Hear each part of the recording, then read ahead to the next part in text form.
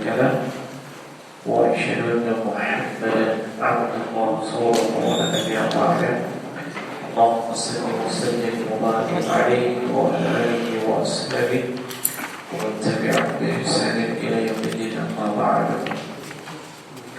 إخواني في الدين أعزكم الله وإياكم أجمعين insyaallah ta'ala di kesempatan ini kita akan kembali melanjutkan pelajaran tentang fikih yang kita akan membahasnya dari kitab Al-Mujiz fi Fiqh Sunnah wal Kitab Al-Aziz. Dan sebelumnya saya kembali mengingatkan terkait dengan protokol kesehatannya, jangan terlalu dekat-dekat. Nah, jangan terlalu dekat-dekat. Kemudian yang merasa sedikit panas, demam, bolongan, coba di tes dulu suhunya ya. Kemudian setelah itu isolasi 14 hari, 2 minggu ke depan ya. Ini benar serius ya. Dan yang datang dari luar negeri, luar kota ya, apalagi datang dari zona hitam, zona merah, zona orange ya, maka sebaiknya jangan datang dulu ke masjid sini ya. Itu penting demi keselamatan kita semua. Nah, tapi kalau yang tidak ada di luar kota, keluar negeri ya jangan nih, datang saja. Nah, kemudian yang ingin endorse, ya silahkan endorse. Di depan saya ada yang endorse, ya silahkan pesan kepada pihak yang terkait. Ya, mungkin kalau untuk pesan satu musik itu ada di sekolah. Jadi saya tidak pesan ada. Nah, baik, masih di kitabul janaiz. Masuk kepada pembahasan aina yusalli 'ala al-janazati. Aina yusalli 'ala al-janazati ya. Di mana kita melakukan salat jenazah. Ya, di mana kita melakukan salat jenazah. Atau bisa juga dibahasakan jenazah ini di mana disolati. Ya. Di mana disolati?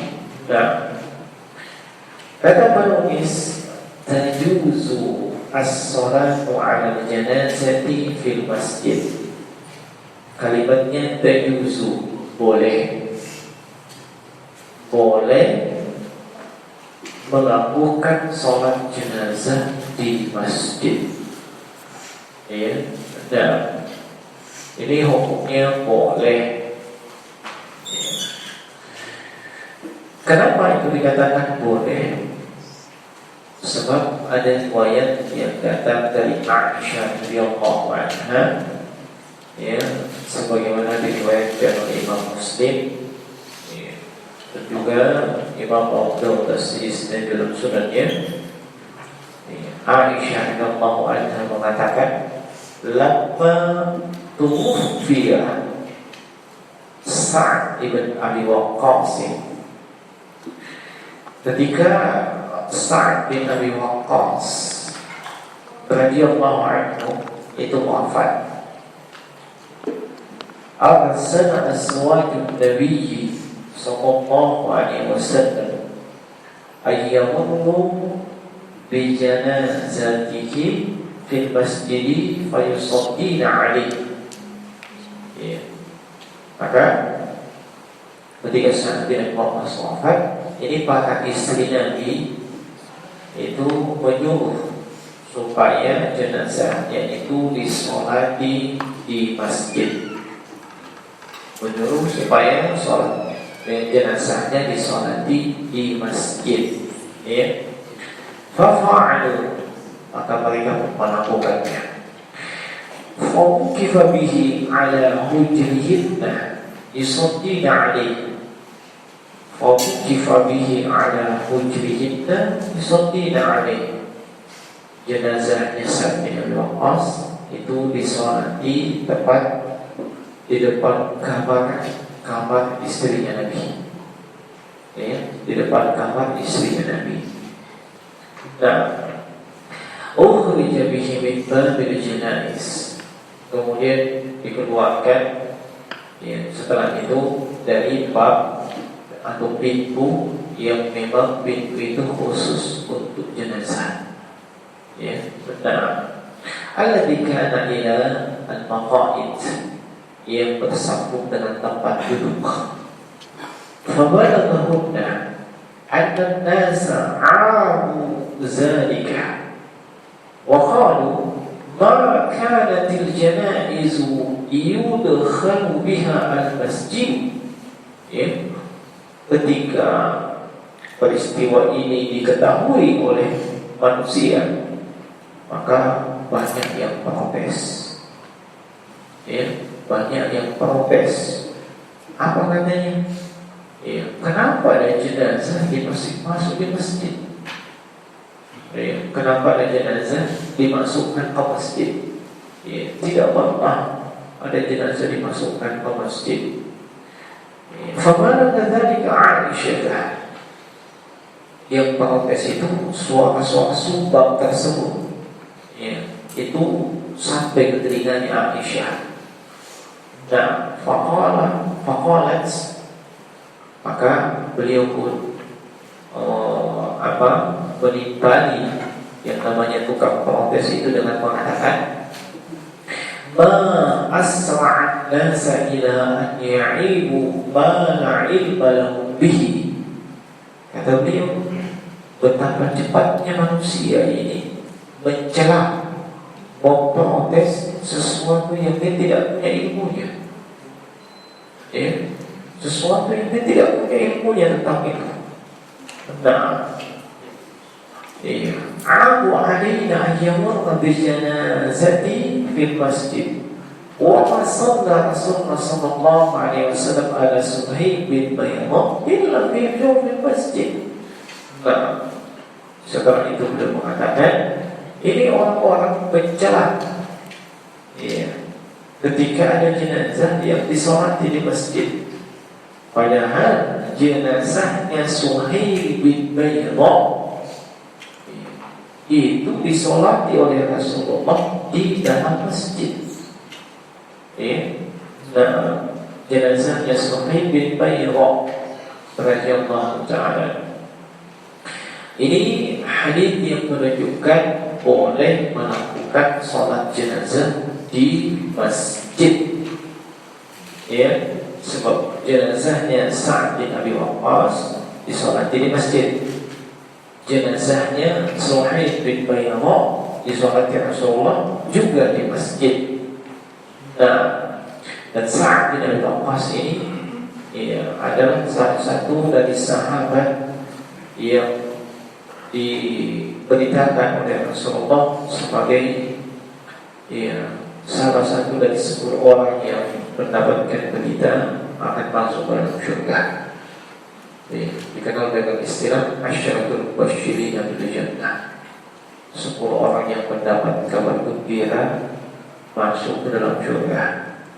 Nah, ya, ini dalilnya, ya. Nah, ini dalil yang menunjukkan hukumnya sholat jenazah di masjid boleh, ya. Nah, tapi tidak bisa dikatakan sunnahnya sholat jenazah di masjid, ya, tidak bisa kita katakan, ya, demikian. Nah, di samping itu ada pelajaran lain daripada hadis ini, ya. Di antara pelajaran yang lain, ya, hadis ini menunjukkan keutamaan Aisyah radhiyallahu anha, keilmuan beliau, kefakihan beliau, ya. Sebab apa yang beliau ilmui ternyata banyak tidak diketahui oleh masyarakat. Beliau tahu bahwasanya boleh sholat jenazah di masjid, tapi masyarakat banyak yang protes. Iya, itu menunjukkan keilmuan beliau. Nah, sekaligus hadis ini juga menunjukkan bahwa terkadang ada orang yang protes, itu tanpa didasari dengan ilmu, ya, hanya terkadang berdasarkan hawa nafsu, berdasarkan perasaan, atau berdasarkan kepentingan, ya, berdasarkan kepentingan, bukan lagi dalil, bukan lagi ilmu. Nah, dan itu ada di zaman Rasulullah saja sudah ada. Apalagi di zaman kita ini. Nah, kalau dia protes berdasarkan ilmu, tidak ada masalah. Iya. Tapi kalau tidak berdasarkan ilmu, ini yang jadi masalah. Nah, kemudian jemaah sekalian rahimahullah, lakinnal afdhalah, tetapi yang lebih utama, ya, as-salatu 'alaiha kharijal masjid. Yang lebih utama yaitu salat jenazah di luar masjid, di luar masjid, fi makanin mu'addin lis-shalah, di tempat yang memang sudah dirancang, sudah dipersiapkan untuk pelaksanaan sholat jenazah. Ala janaiz, ya, kama kana al-amru ala ahdi Nabi sallallahu alaihi wasallam wa huwa al-qadimu ala hadihi fiha. Sebagaimana hal ini umum, ya, terjadi di masa Rasulullah sallallahu alaihi wasallam, dan itulah yang afdal, itulah yang banyak terjadi di masa Nabi, dan itulah kebanyakan daripada petunjuk dari Nabi sallallahu alaihi wasallam. Ya. Kenapa dikatakan ini Nabi afdal? Oh, salat jenazah itu memang ada tempatnya khusus, ya. Bukan dalam masjid, bukan dalam masjid, tapi di luar masjid memang dipersiapkan untuk sholat jenazah. Kenapa? Di sini disebutkan sejumlah dalil. Dalil yang pertama, Ali bin Umar, anna Yahuda ja'u ila Nabi sallallahu alaihi wasallam bi rajulin minhum wa imra'atin zanaya. Ya. Kata Abdullah bin Umar, ada seorang Yahudi yang datang kepada Nabi sallallahu alaihi wasallam dengan membawa seorang laki-laki dan perempuan yang telah berzina, ya, yang telah berzina, zanaya. Fa'amara bihima fanujiba qariban min mawdi'il janaizi indal masjid. Maka Nabi sallallahu alaihi wasallam itu memerintahkan untuk merajamnya di dekat tempat, ya, yang biasa digunakan untuk sholat jenazah, di dekat masjid, ya. Nah, di dekat masjid. Nah, ini hadis dikeluarkan oleh Imam Bukhari dan juga Imam Muslim atau muttafaqun alaih. Nah, hal ini menunjukkan bahwasanya, ya, ini dilakukan di luar masjid, bukan di dalam masjid. Tapi, ya, sekali lagi jangan disalahpahami. Tadi di awal sudah disebutkan boleh. Nah, ini yang lebih utamanya. Selain daripada itu, hadis ini juga menunjukkan bahwa hudud, hukum-hukum itu sudah diberlakukan oleh Rasulullah SAW di masanya, termasuk kepada kaum Yahudi yang tinggal di kota Madinah.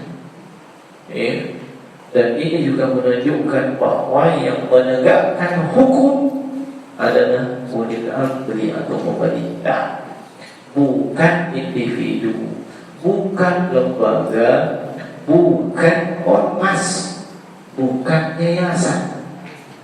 Ya, yang menegakkan hudud siapa? pemerintah. Apa buktinya? Ini Yahudi yang mendapati warganya berzina, ya, dibawa ke Nabi.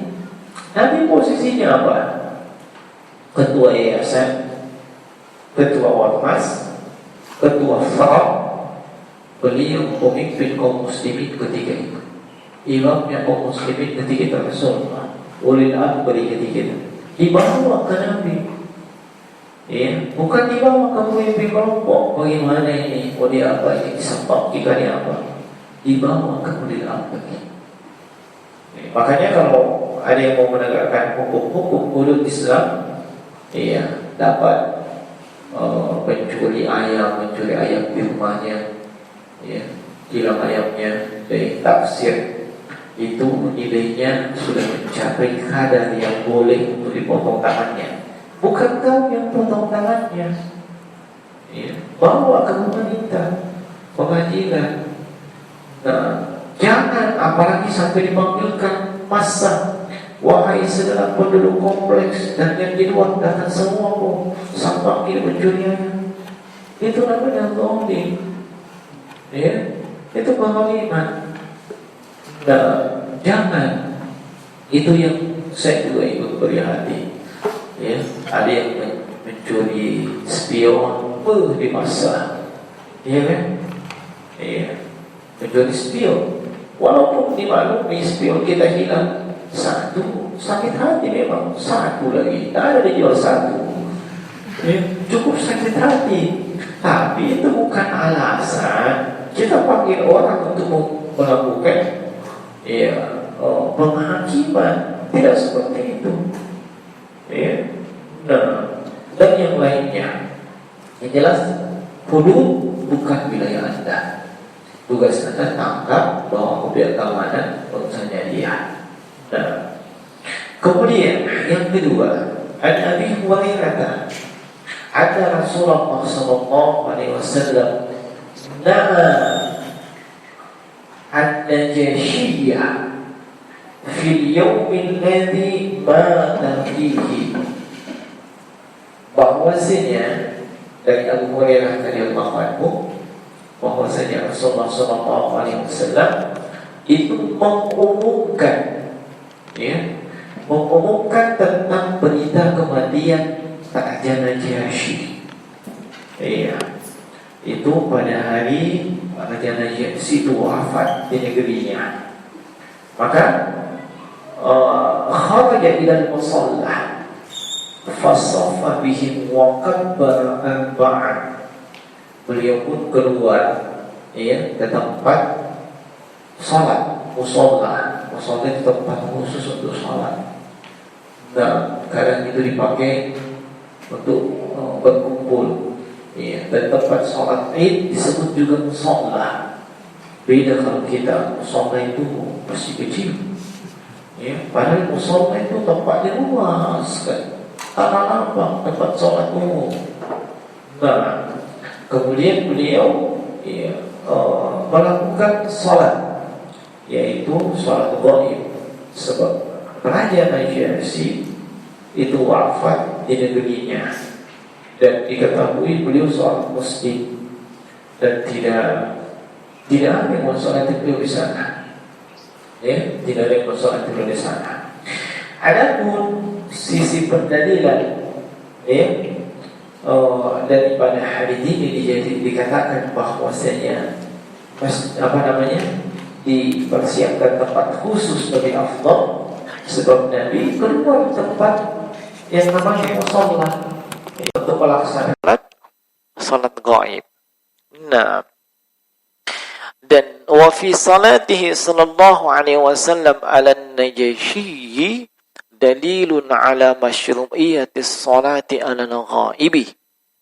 Iya, salatnya Nabi terhadap jenazah Najasyi ini merupakan dalil yang menunjukkan disyariatkannya salat gaib. Ya, disyariatkannya salat gaib. Idza ulima annahu lam yusalla alaihi fil balad alladhi dufina fihi. itu kalau diketahui bahwasanya jenazah tersebut tidak ada yang solati, ya, di negeri tempat dia wafat. Sebuah Raja Najasyi wafat di negerinya yang mana beliau sendirian muslim. Kira-kira kalau beliau sendirian muslim ada yang sholat tidak? Kan tidak ada.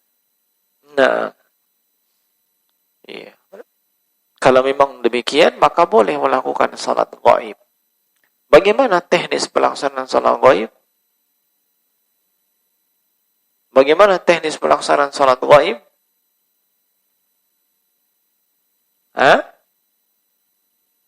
Sama dengan sholat jenazah. Ya, sama dengan sholat jenazah. Bagaimana teknis pelaksanaan sholat jenazah? Ada nanti. Ya. Nah, wa amma man sulli alaihi fala tusyra alaihi salatul ghaibi. Adapun orang yang diketahui wafat, dia disolati, ada yang mensolatinya, maka orang ini di tempat lain tidak disyariatkan untuk sholat ghaib. Ya. Nah, li'annahu lam yunqal anna Nabi sallallahu alaihi wasallam shalla ala ghairi Najasyi. Kenapa? Sebab tidak ada yang dinukil dari Nabi. Nabi pernah sholat ghaib. Ya, misalnya untuk sahabatnya yang ada di negeri lain yang wafat. Ya. Tidak ada. Beliau hanya sholat ghaib untuk Najasyi saja. Ya. Wa inna ma shalla alaihi li'annahu kana musliman baina musyrikin. Nabi melakukan salat ghaib untuk Raja Najasyi sebab Raja Najasyi ini satu-satunya muslim di negeri kaum musyrikin. Ya, wa hadha ikhtiyaru Syekhul Islam Ibn Taimiyah wa man wafaqahu kama dzakara tilmizuhu Ibnul Qayyim fi Zadil Ma'ad. Pendapat ini adalah pendapat yang dipilih dan dikuatkan oleh Syekhul Islam Ibn Taimiyah, ya, dan yang bersama dengan beliau, ya, sebagaimana diriwayatkan, sebagaimana dinukil dari, ya, muridnya beliau itu Ibnul Qayyim Al-Jauziyah dalam kitabnya Zadul Ma'ad. Ya, dan memang ada perbedaan pendapat di kalangan para ulama. Ya, masalah sholat gaib ini.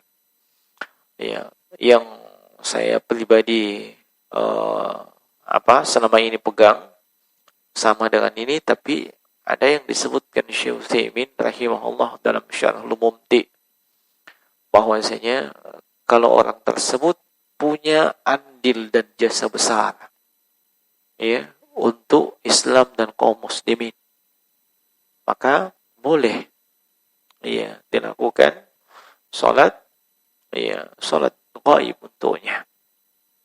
Nah, ala kulli hal, ya, beliau rahimahullahu taala itu menetapkan bahwasanya ini qadiyatul a'yan, ya, hanya berlaku untuk Raja Najasyi saja, tidak untuk yang lainnya. Sebab tidak ada penukilan, ya, dari Nabi belum melakukan itu kepada yang lainnya.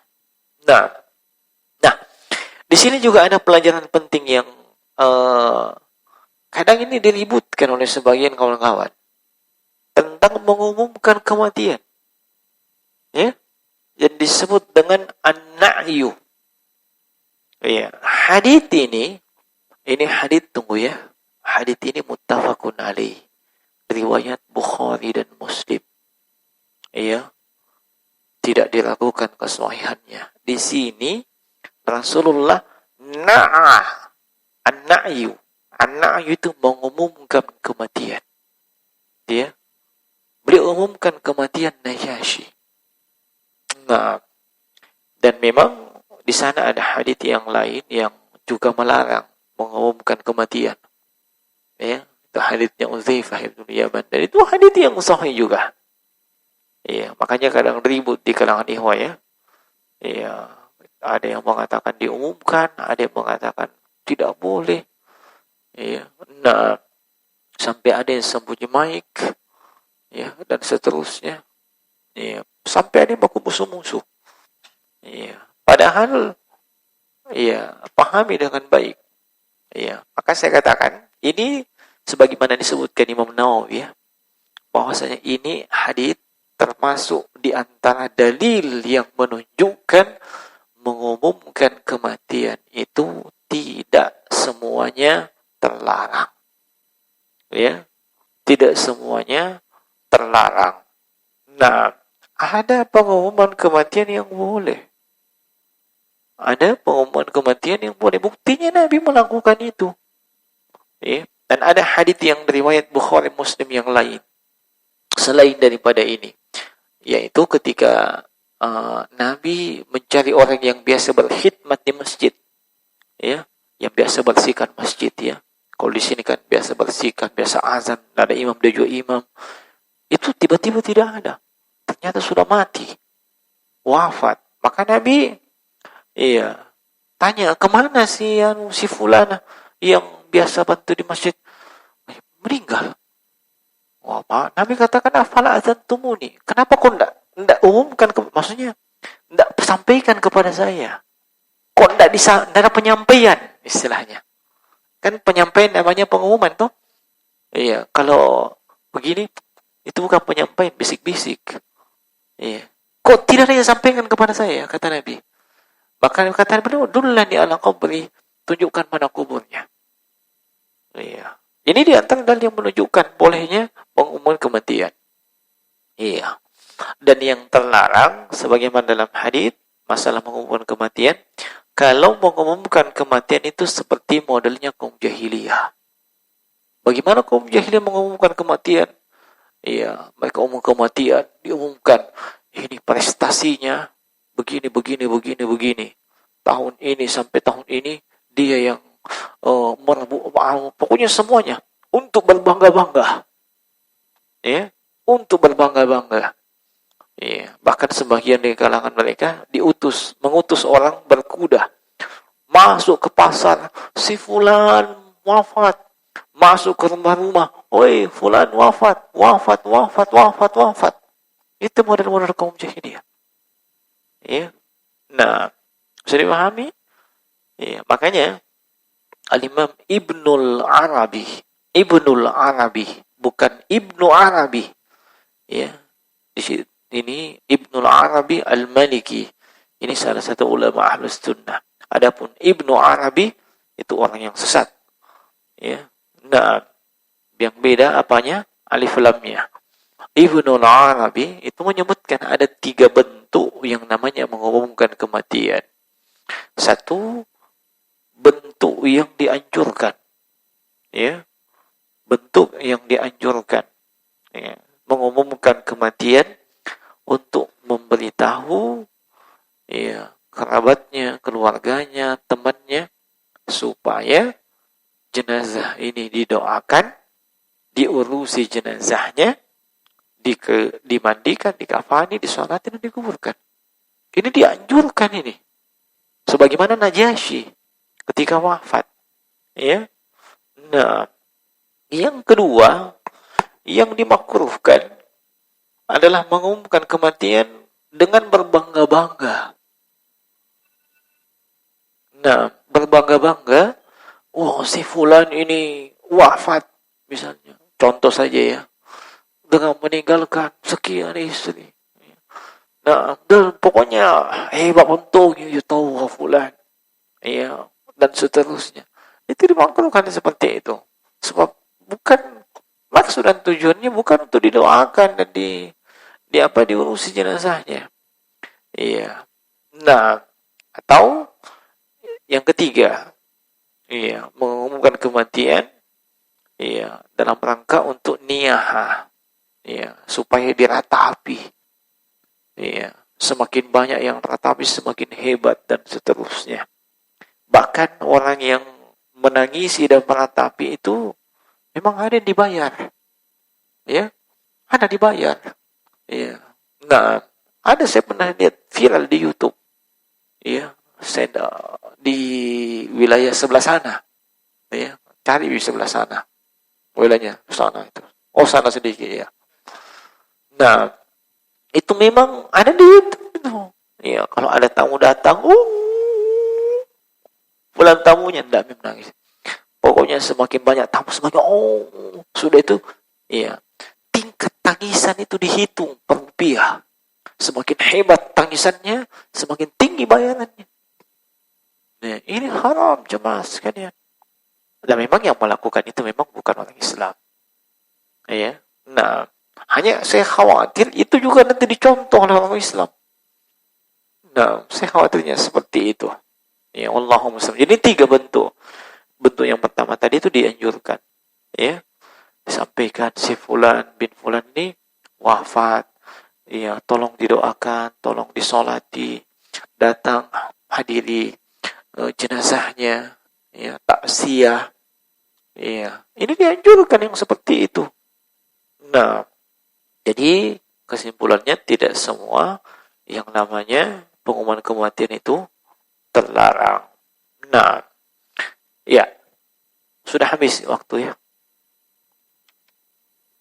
Nah, kemudian yang terakhir di sini, ya, wala tajuzu salatul janazati bainal kubur.